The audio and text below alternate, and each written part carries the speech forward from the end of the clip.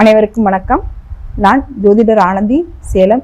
SK astro ஆன்மீகம் YouTube channel வழியாக உங்களை சந்திப்பதில் மிகுந்த மகிழ்ச்சி அடைகிறேன். இப்போ நம்ம எல்லாரும் ஆவலோட எதிர்பார்த்துட்டு இருக்கிற பராபவ வருட தமிழ் புத்தாண்டு வரப்போகுது. இன்னும் ஒரு மாச காலம்தான் இருக்குது. இந்த புத்தாண்டு நம்ம வாழ்க்கையில எப்படி மாற்றத்தை தரும் அப்படின்னு 12 ராசியினரும் ஆர்வத்தோட இருக்கீங்க.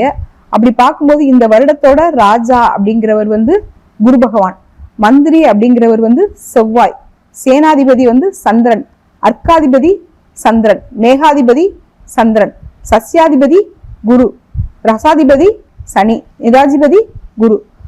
இந்த வருடத்துல நல்ல மழைப்பொழிவு இருக்கும். பொருளாதார முன்னேற்றம் ரொம்ப சிறப்பா இருக்கும்.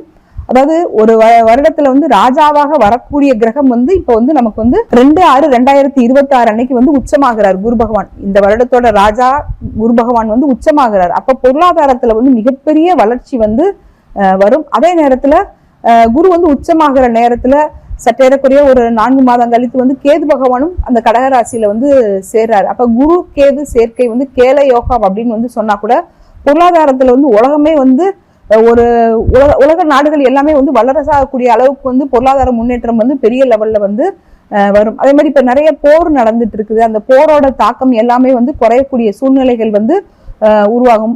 அதே நேரத்துல மழை எப்பயுமே விவசாயத்தை பொறுத்த வரைக்கும் மழையத்தான் நம்ம தமிழ்நாடு நம்பி இருக்குது. இந்த வட்டம் மழைப்பொழிவு ரொம்ப அதிகமா இருக்கும். ஏற்கனவே சனி பகவான் நீர் ராசியில தான் நிக்கிறாரு. அப்ப கடல்ல உற்பத்தி ஆகக்கூடிய பொருள்கள், மீன் சார்ந்த பண்ணை பொருள்கள் எல்லாமே நல்ல உற்பத்தி ஆகும். இது ஒரு பொருளாதார வளர்ச்சி, நாடு முன்னேற்றத்தை நோக்கி போறதுக்கு ஒரு நல்ல அடித்தளமாக அமையும். அதே மாதிரி குரு உச்சமாக போறதுனால பொருளாதார முன்னேற்றம் ரொம்ப சிறப்பா இருக்கும். கேது பகவான் சிம்ம ராசியிலிருந்து கடகத்துக்கு போறாங்க. ராகு பகவான் கும்பராசியிலிருந்து மகரத்துக்கு வர்றாங்க. மகரம் அப்படிங்கிறது தொழில் ராசி, அதாவது காலபுருஷ 10ஆம் இடம். அங்கதான் காலபுருஷ லக்னாதிபதி செவ்வாய் உச்சமாகிறார். இந்த செவ்வாய் பகவான் உச்சமாகிற இடத்துக்கு ராகு போறதுனால ரியல் எஸ்டேட், கட்டுமான துறைகள், விவசாயம், கால்நடை வளர்க்கிறது, பண்ணை தொழில்கள் இதெல்லாம் நல்ல விஸ்வரூப வளர்ச்சி இருக்கும். இப்பெல்லாம் விவசாயத்துல பழையபடி எல்லாருக்குமே ஆர்வம் அதிகமாயிடுச்சு. ஒரு காலத்துல ஐடி தான் பெரிய ஜாப் அப்படின்னு ஐடியை நோக்கி போயிட்டு இருந்தாங்க. இப்ப அப்படி கிடையாது. எல்லாருமே ஐடி ஜாபை விட்டுட்டு பெரிய பெரிய சம்பளம் வாங்கினவங்க கூட விவசாயத்தை நம்பி அதுக்குள்ள வரக்கூடிய காலம் வந்துருச்சு. இப்ப அந்த 10ஆம் இடம், காலபுருஷ 10ஆம் இடமான மகரத்துக்கு ராகு பகவான் உள்ள வரப்போறதுனால விவசாயத்து மேல ஆர்வம் ரொம்ப அதிகமாயிடுச்சு. இப்ப நீங்க ஃபேஸ்புக், யூடியூப் இதெல்லாம் திறந்து பாருங்க. நிறைய அந்த சிறு சிறு குடிசை தொழில்கள் பற்றிய விளம்பரங்கள் நம்ம நிறைய பாக்குறோம். இப்ப சுயதொழில் ஆர்வம் மக்களுக்கு ரொம்ப அதிகமா வந்துருச்சு. அதனால சுயதொழில் அதிகமா உருவாகக்கூடிய காலம் இருக்குது. அதே மாதிரி முதலீடு இல்லாத தொழில்கள் நிறைய வரும். குறிப்பாக பெண்கள் பெரிய தொழிலதிபர்களாக வர்றது, புதுசா தொழில் கண்டுபிடிக்கிறது, இந்த மாதிரி பெண்களுக்கு நல்ல அமைப்பு இருக்குது. அதே மாதிரி தங்கத்தை பொறுத்த வரைக்கும் தங்கம் விலை இன்னமும் கூடக்கூடிய அமைப்புகள் இருக்குது. ஆனா குருவும் கேதுவும் சேர்றதுனால உங்களோட வருமானம் அறிஞ்சு தங்கத்தை வாங்கிக்கங்க. உங்களுக்கு தேவைக்கு மீறி கடன் வாங்கி தங்கத்தை வாங்கி கஷ்டப்படக்கூடாது.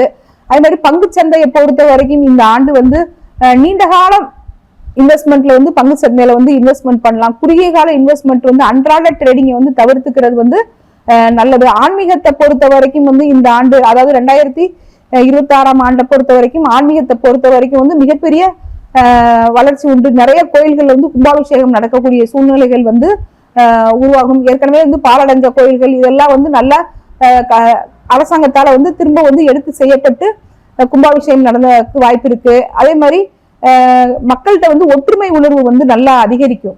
ஏன் அப்படின்னு கேட்டீங்கன்னா, குரு உச்சமாகிறாரு. குரு உச்சமாகும் போது அவர் காலபுருஷ 4ஆம் இடத்துல உச்சமாகுவார். அது கடகம், நீர் ராசி. 2வது தாய்மை உணர்வை பத்தி சொல்லக்கூடிய இடம்.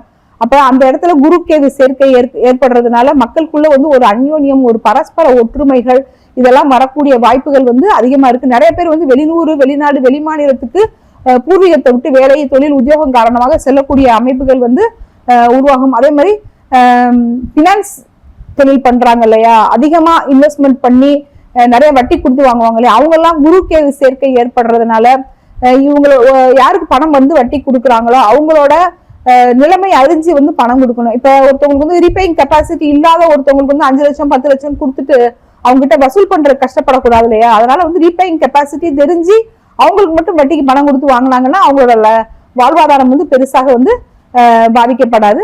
பராபவ ஆண்டோட பொது பலன்கள் நம்ம இப்ப பார்த்தோம். இனிமே வந்து 12 ராசிக்கும் இந்த பராபவ ஆண்டு எப்படி இருக்கும் அப்படின்றத பார்க்கலாம். இது போன்ற பொன்னான வாய்ப்பை வழங்கிய SK அஸ்ட்ரோ ஆன்மீகம் யூடியூப் சேனலுக்கு மனமார்ந்த நன்றியை தெரிவித்துக் கொள்கிறேன். நன்றி, வணக்கம்.